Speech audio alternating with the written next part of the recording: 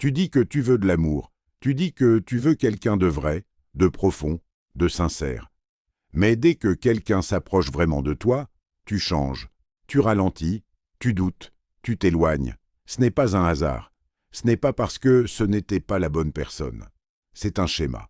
C'est l'archétype du fuyant qui prend le contrôle. Ce masque, tu ne l'as pas choisi consciemment. Tu l'as construit, avec tes blessures, avec tes déceptions, avec ces moments où tu t'es senti rejeté, incompris, abandonné. Alors tu t'es adapté.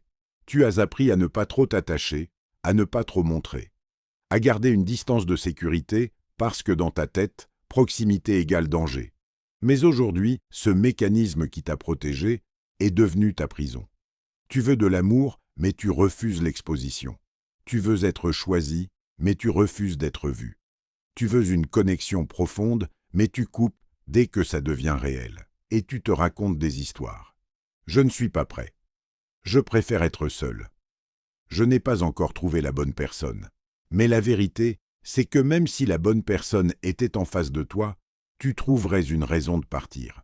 Parce que le problème n'est pas à l'extérieur, il est à l'intérieur. Tu fuis l'autre, parce que tu te fuis toi-même.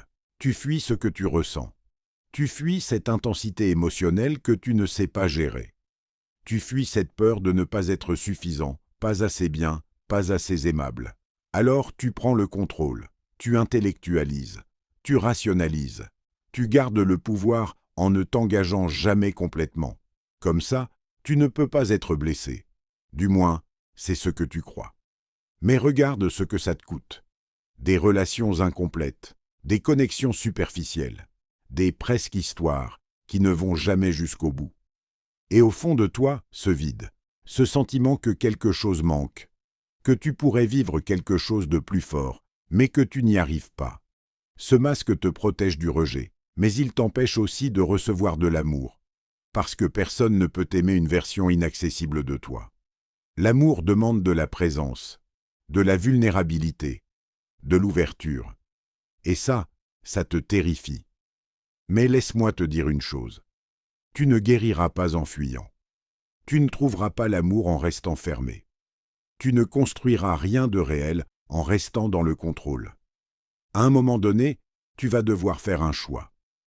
Continuer à te protéger ou commencer à vivre. Oui, t'ouvrir fait peur.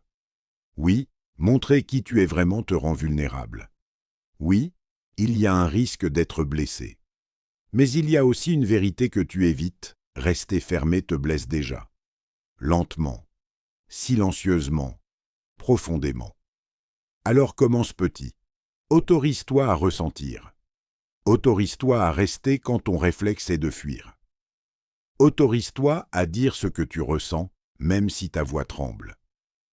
Ce n'est pas une question de perfection, c'est une question de courage. Le courage d'être vu sans masque. Le courage d'être aimé pour ce que tu es vraiment, et pas pour la version contrôlée que tu montres. Parce que le vrai amour ne demande pas que tu sois parfait. Il demande que tu sois présent. Et tant que tu continues à fuir, tu ne te donnes même pas la chance de le vivre. Alors arrête de croire que ton indépendance est une force si elle te coupe des autres. Arrête de confondre contrôle et sécurité. La vraie force, c'est d'oser rester. Rester quand c'est inconfortable. Rester quand tes peurs remontent. Rester quand ton cœur commence à s'ouvrir. Parce que c'est là que tout change. Ce n'est pas l'autre que tu dois affronter, c'est toi. Tes peurs, tes blessures, ton histoire, et le jour où tu décideras de ne plus fuir, tu découvriras quelque chose de puissant. Tu n'avais jamais vraiment manqué d'amour. Tu manquais juste de courage pour le laisser entrer. Alors, la prochaine fois que tu voudras partir, pose-toi une question simple. Est-ce que je fuis cette personne ou est-ce que je fuis ce que je ressens? Et peut-être, juste peut-être, reste un peu plus longtemps. C'est peut-être là que commence enfin ta vraie histoire.